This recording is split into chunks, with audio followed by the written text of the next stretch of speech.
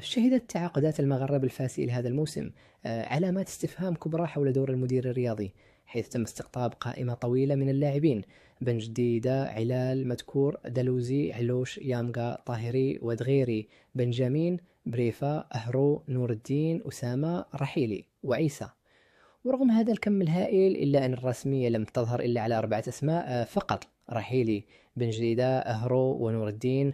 والمثير للاستغراب هو حالة اللاعب بريفا الذي فسخ عقده بعد 4 أشهر دون أن يلعب حتى 30 دقيقة، مما يعكس غياب رؤية تقنية واضحة عند التوقيع.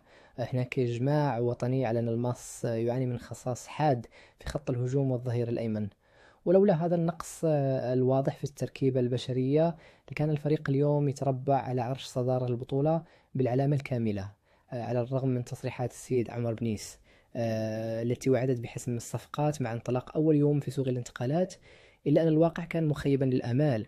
الميركاتو يقترب من نهايته والفريق لم يحسم سوى صفقة واحدة كانت مبرمجة منذ العام الماضي، بينما لا تزال المراكز الشاغرة دون تعزيز.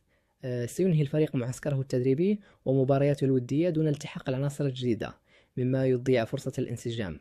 والجمهور الفاسي بات يتخوف من صفقات اللحظة الأخيرة التي غالبا ما تكون فاشلة ولا تقدم الإضافة، خاصة وأن النادي فتح قنوات التفاوض قبل توقف البطولة دون نتائج ملموسة حتى الآن. هل يمتلك القادوري الكاريزما والقدرة التفاوضية لإدارة هذا المنصب الحساس، أم أن عجز الإدارة عن حسم الصفقات أمام منافسة الأندية الأخرى يؤكد أن الرجل غير قادر على تلبية تطلعات فريق بحجم المغرب الفاسي؟